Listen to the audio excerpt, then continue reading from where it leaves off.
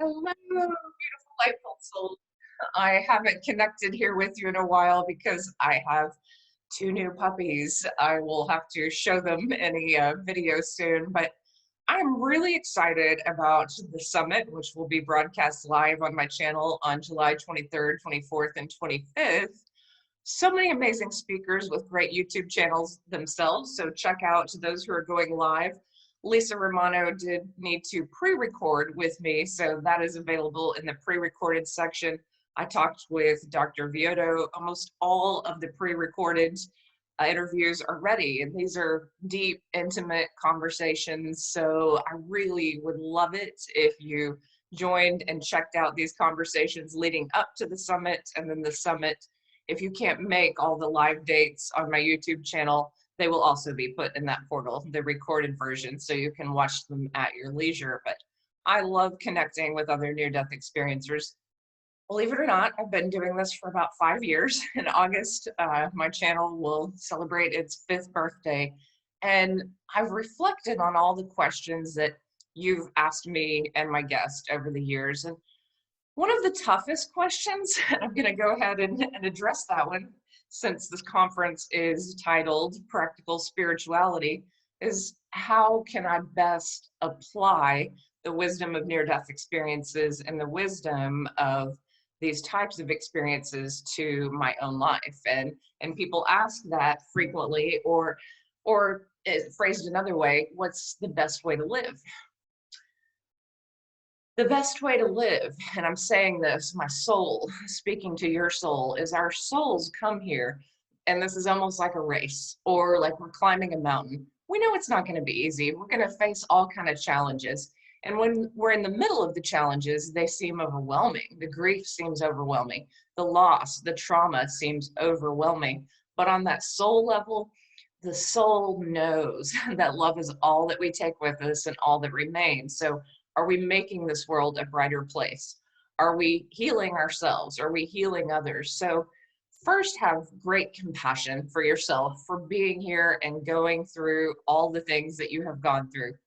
Even if you've lived a blessed life without much trauma, even these lives have loss and have fear and have negativity and have stress. So there isn't anyone on this planet who is exempt from dying. And that's why this topic is so relevant. I feel blessed in many ways that I had this experience at a young age, but then I also felt odd at 22 to have accepted death, to be at this place where, you know, I skipped some of the stages, the natural stages in life of, you know, realizing that I'm going to die because I just accepted it. And I think a lot of people live in denial, and then they try to face it, then they try to find faith, and then they think, well, have I lived my life right?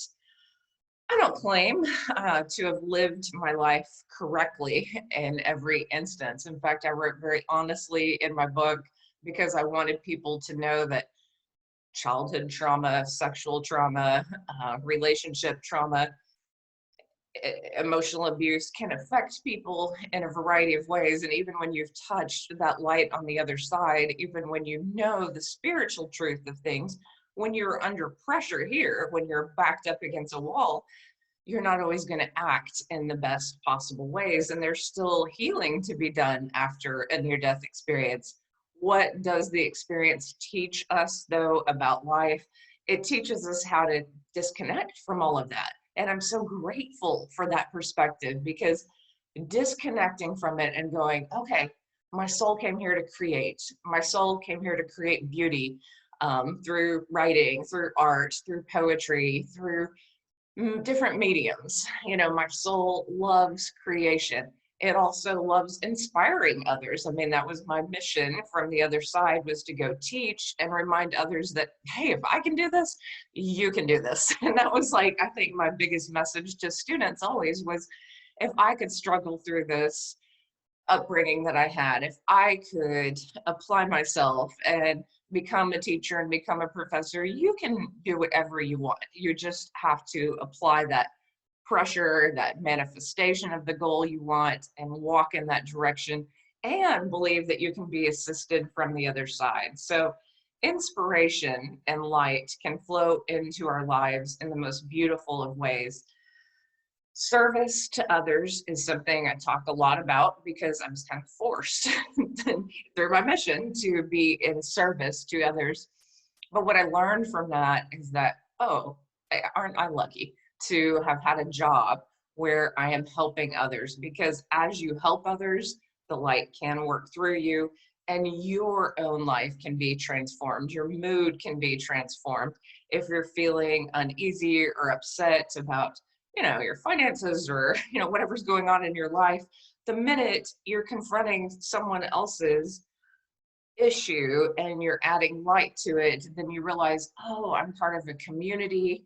I'm helping this young person who has never heard this advice before, who can really benefit from it, and aren't I lucky to be able to do that? So no matter what type of service you do in this world, whether it's for animals, whether it's for people, whether it's just creating beauty in spaces or just doing work with love, you are adding great love to this planet. And even if you are simply meditating and sending light in this spiritual way to your surroundings and people around you, that's uplifting this planet. That is sending love. So how do you live after having a near-death experience? You live with as much joy as possible. So you delight in this natural world. You delight in the physical because it's just here for a brief time. You're just experiencing it for a moment, but you're cognizant of other people. So I've talked a lot this summit and really this past year about narcissism and what is the antidote to that. What I've found is that when you are in motion, helping other people in a real way, then it doesn't matter their reaction to you or how they've treated you. What matters is that you are a conduit of light. So you don't have to feel guilty or bad about how you have been treated if you know that you are working from the light and sending light. So if you are attacked and you have a platform and all you're doing is just trying to uplift people, that's their problem, not yours. There's a million other channels. If you are sending light to, friendships and family members and romantic relationships, and you're getting toxic behavior in response, that's not your fault. What is your fault at some point, and what I've learned the hard way is you have to remove yourself from these situations if they're too toxic, and if that's the right thing to do for you at that time, that you cannot drain your own life force to give someone else life, that your life force is a powerful thing that you must protect and you must love and you must send compassion to. So have great compassion for yourself and for all that you are going through, and then be of service in the ways that you can be of service. So I think if I had to sum it all up, I would say we're loved more than we can ever imagine. So that love of God that near-death experiencers talk about so frequently is the most mind-expanding, life-changing force imaginable, and to have touched it even just for a few seconds changed me forever. So just know, when you pray to Creator, to God, for your own healing, for change in your life, for greater energy, for finding your purpose, whatever it is, know that I am wishing that for you as well. Just as I did that for my students, I send light for you on your journey because that benefits me. So as we send light to others, we benefit. So you do it too. Do that for me, do that for others, do that for everyone you encounter. Just imagine that that unconditional love is everyone's divine right. And if we knew that, we would be changed. Everyone would be changed. We'd be a lot more joyful. We'd be a lot more happy. We'd be a lot more at peace within ourselves. Sorry, lots of things are falling. So maybe that's a signal that this is over. So I would love it if you would sign up for the summit.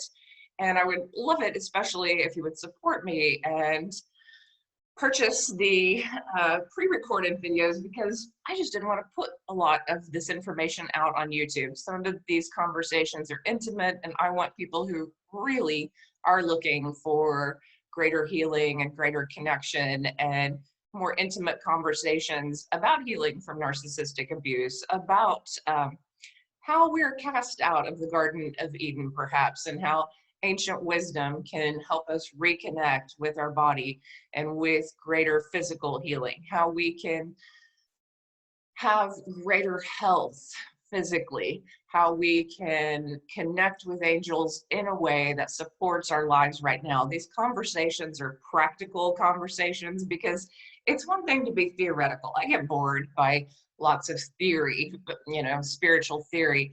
I want things that change my world right now. I want things that heal me and heal you and heal this planet. And I want it to be applicable and noticeable quickly. I want it to be testable. And what I mean by that is if I call on the angels for healing, I want to know the difference from their energy than if I didn't call on them. I want to visibly see, okay, that energy has an effect on my body, or it has an effect on this situation. And I want you to test that too. So I want you to use the spiritual knowing that you have, or that you're playing around with, or that you're developing, and see it transform your life and transform the lives of others around you. But thank you for listening. Can't wait for the live summit. If all you are going to do is join me on that day for the free interviews and the free conversations, and then join in and ask your own questions, then I'm delighted to see you there. If you want more and you really want to hear some deeper conversations than I've ever put out on YouTube about narcissistic abuse and about healing and what it really takes to transform your life, then I'd love for you to sign up and listen to my wonderful guests. But thank you again, and may you have a blessed summer.